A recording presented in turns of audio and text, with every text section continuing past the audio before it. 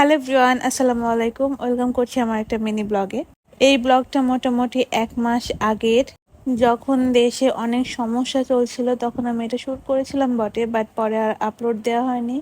এখানে আমি রেডি হয়ে গিয়েছিলাম একটুখানি মার্কেটে যাওয়ার জন্য। তখন প্রায় রাত 9:30 থেকে 10টা বাজছিল।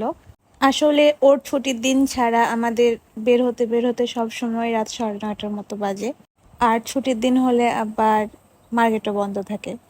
আমরা এখানে একটা কসমেটিক্সের দোকানে গিয়েছিলাম আর পারফিউম টেস্ট করছিলাম।